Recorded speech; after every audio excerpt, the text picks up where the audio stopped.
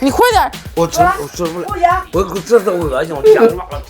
今天立秋了啊，咱来做个柚子酱。立秋了，别说立立冬，你说立秋，我就说立冬，立秋，立冬。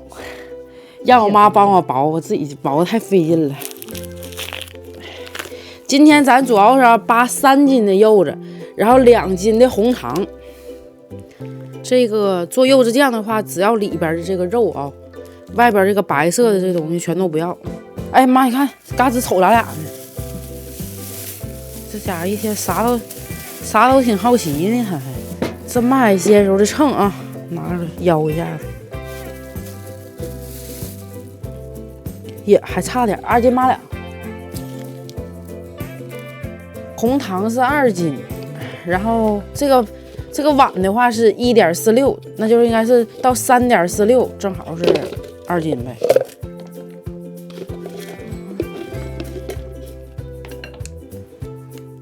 直接给它倒砂锅里。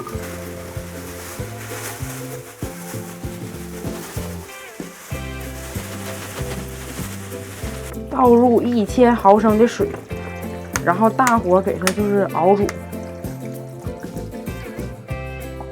开火，先大火给它熬开，煮一会儿你就开盖看一看啊，像这种冒泡了之后啊，就可以给它转小火了。转小火之后，咱给它焖煮3个小时左右就差不多了啊。在这当中啊，也勤打盖看点，如果感觉干的话啊，适量的可以往里再加点水。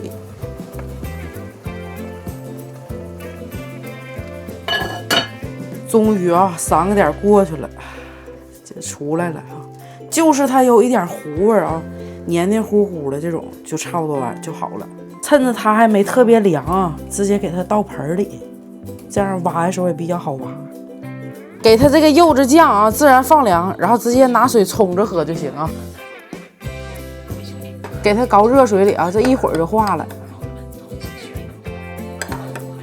这冬天家里人咳嗽啊，喝这玩意儿可老好使了。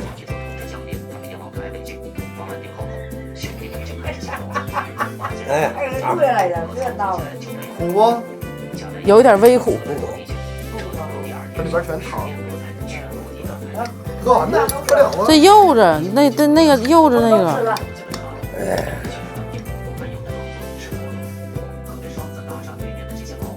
不是，就底下这有用的东西你不喝，完是把那个水没有用的你全都喝了。